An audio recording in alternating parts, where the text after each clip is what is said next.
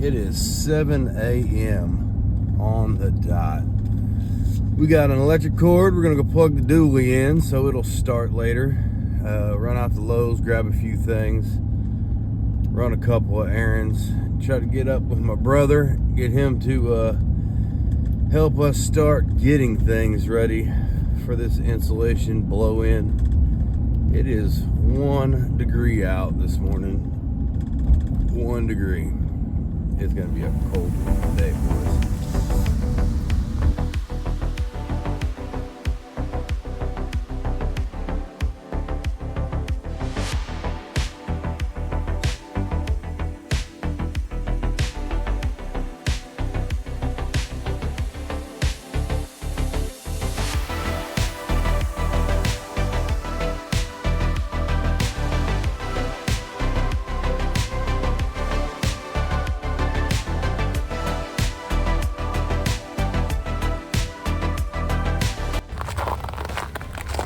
There's like a 0% chance this thing starts without being plugged in today.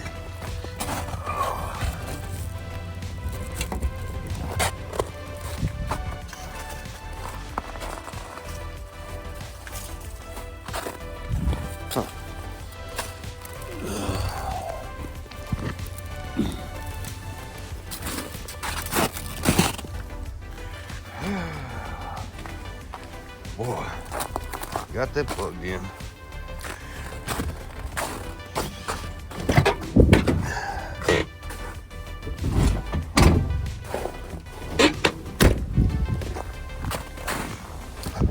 All right, trash truck's plugged in.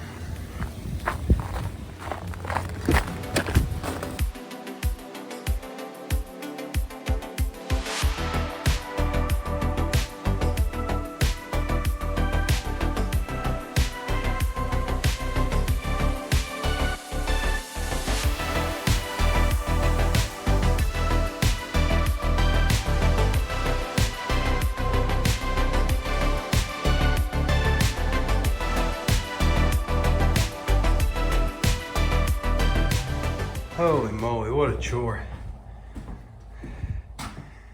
It's like every time they need a new little piece, they just grab a sheet and start over.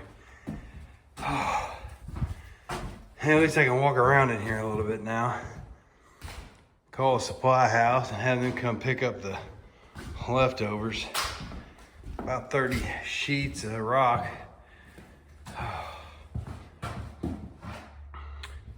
You just never know when you wake up in the morning with a plan to get something done, what you might run into.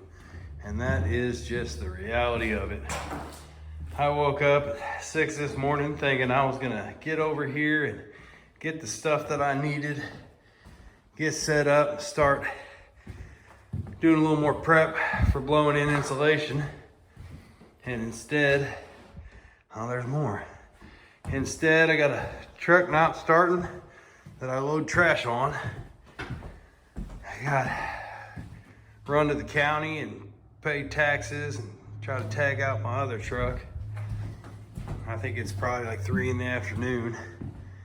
And this is about all I've gotten done today. And then of course the outside, I mean, it is 8 degrees outside right now. It is freezing.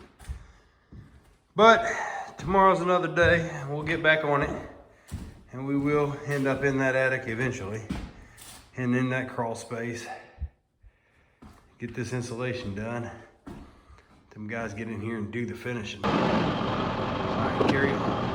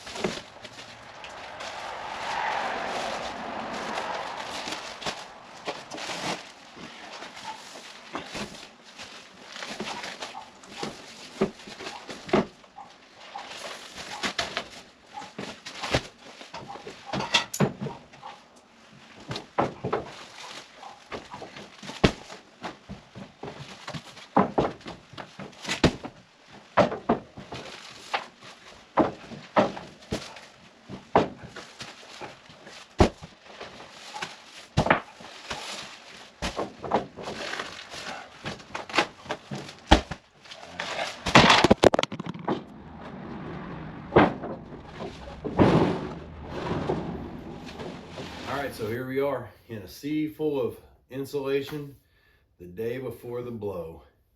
What you need to know. So I just unpacked this machine and all its accessories just to make sure that I had everything I needed to, because that is one very important thing that you need to know before you leave that store. You need to not take their word for it. They told me, oh yeah, all the hoses in there. Oh yeah, it's all taped together. And I went ahead and drug it home and dug it all out. And you got 50 foot of hose, no couplers, no attaching point for the machine. And so I ran back out there and grabbed another 100 foot of it. You need to know how much you need.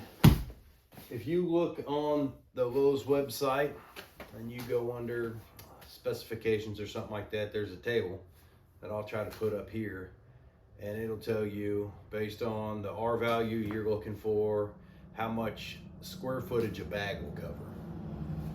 You do the math for your job. Get it all and then get some more, because you're probably gonna want it. You don't wanna run short. You don't wanna have to stop in the middle of this job and do anything. Check your machine and your accessories, make sure it works and that you have them all. Make sure that you have plenty of insulation. Make sure you have more the help than you think that you will need. If you're going to attack this as a DIY, which I assume you are if you've clicked on this video, you're gonna wanna make sure you have everything locked and ready to go, because when it hits, it's time to go. Let's spin this around here. We've got our insulation, our machine, 50 foot of hose, got another 100 in the truck, and another wall of insulation. I'm insulating roughly 1,730 square foot of home to an R49 value. I have 130 bags here because math told me what it was, and then I wanted some more.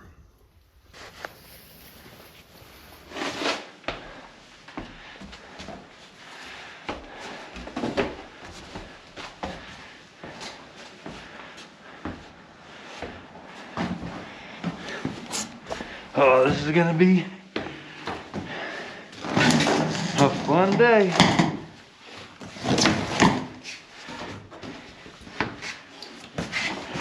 All right, go ahead.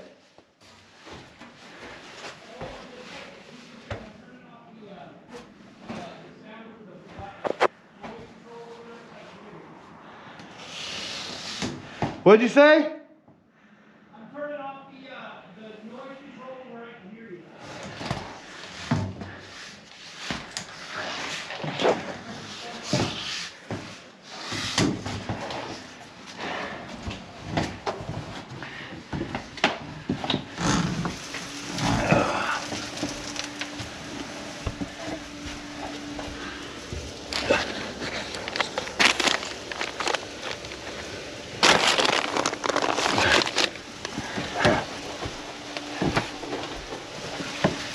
All right, here we go.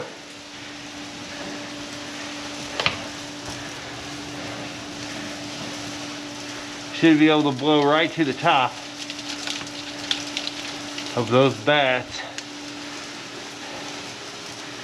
This is why we put them in ahead of time before the drywall, so that we can easily have our visual representation of height. Also the painted lines that we painted out here in the center prior to drywall, so we don't have to be out here just guessing. I'm going to want to blow this into a R49. That should be the code here. The inspector says 38, but it don't cost much more to get it from a 38 to a 49, and whoever buys this home will reap the benefits of that.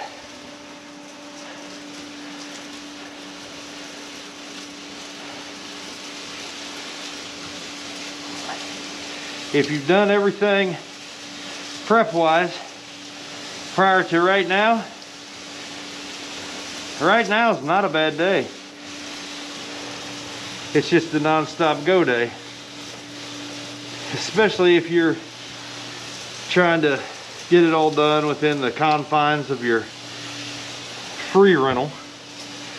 You come up here and kind of look at the way your trusses are laid out. How do you have to get from this side to that side? Previous truss packages we've had on different builds have this whole center open. We can run right down the middle, and that's a lot nicer. Unfortunately, we ain't gonna do that here, so we're gonna have to go from one side to the other by crawling underneath all of our bracing. So I got my hose pulled out and over to this side, and I'll run down this side as far as I can with my hose chucked through that truss right there, and then I'll come back, get back on that side and do in through here. And once I get that standing from that center, I'll turn around and I'll do that other side. And that's kind of my path of travel.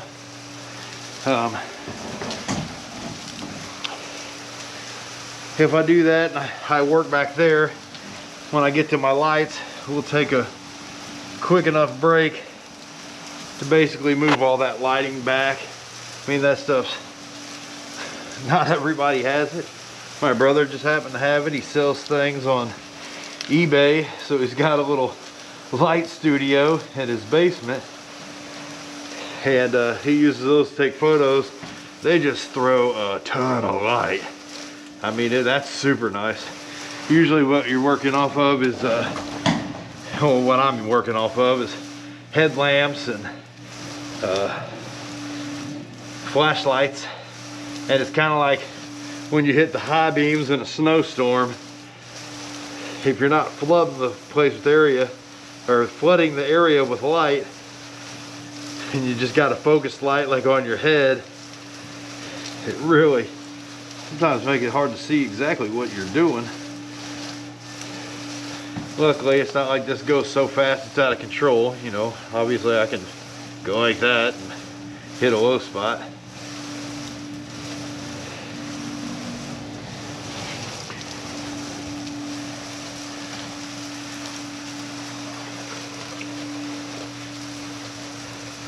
Let's record a short.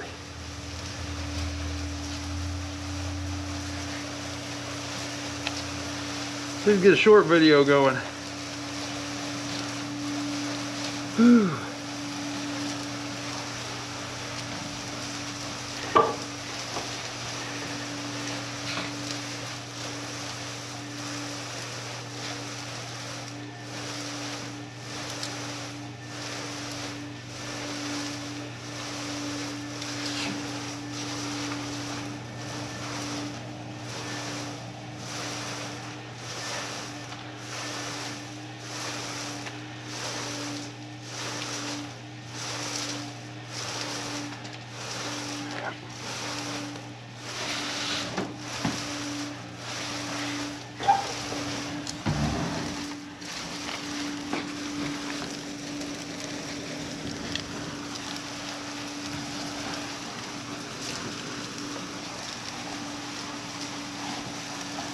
I have to crawl back here and move them down a little.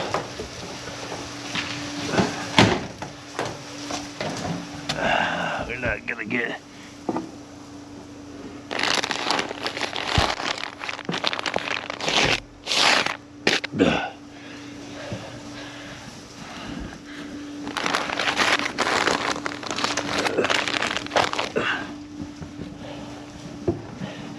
You don't want to block that air's ability to move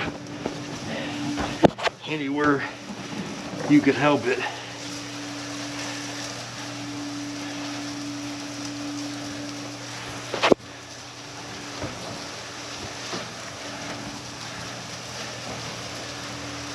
Foot placement's key. Tell you what you don't want to do. Let's put your foot through this drywall. A lot of guys will net this and blow it in pre-drywall. I don't like that, primarily because I like to foam in my plates and things.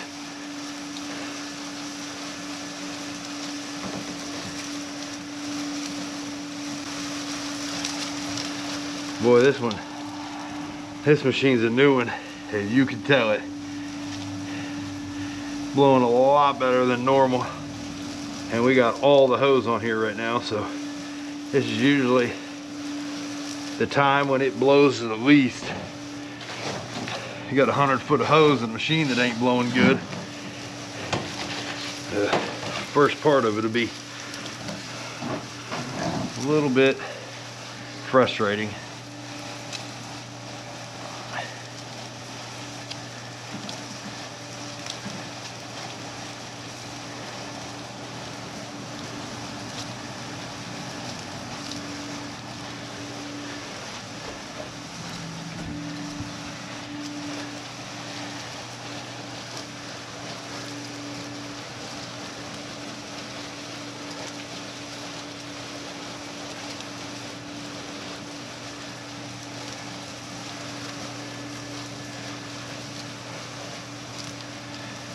I don't know if you guys can tell it on camera. I get the blowing back there. It kicks up enough dust that I can't see if I'm deep or shallow. So I'll just move it over here to these low spots, blow it in, let that dust clear a little bit, see if I need a little more way back before I move down. Just don't want to have to come back there and blow some in there, get further down the line or further away from it, and then not be able to see it until it's a hassle to get back there.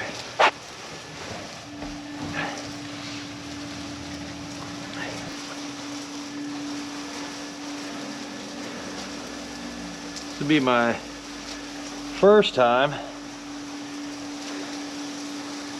running without duo vents or overhang vents. Just a piece of foam that you stable to the underneath side of that sheathing. It's supposed to keep the air moving. I elected to put the bats in there instead. The duo vents are kind of cheap, and I've been back on a house, and basically the crosswinds have blown those duo vents down, and insulation has crawled out onto the soffit. Build these houses, and I gotta warranty these houses, so if this doesn't work, I'm on the hook.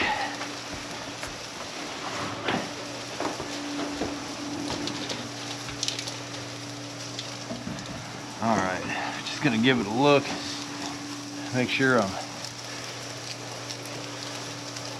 deep everywhere. I don't want to have low spots. And then I'm just gonna drop that hose and get back on this side of the bracing.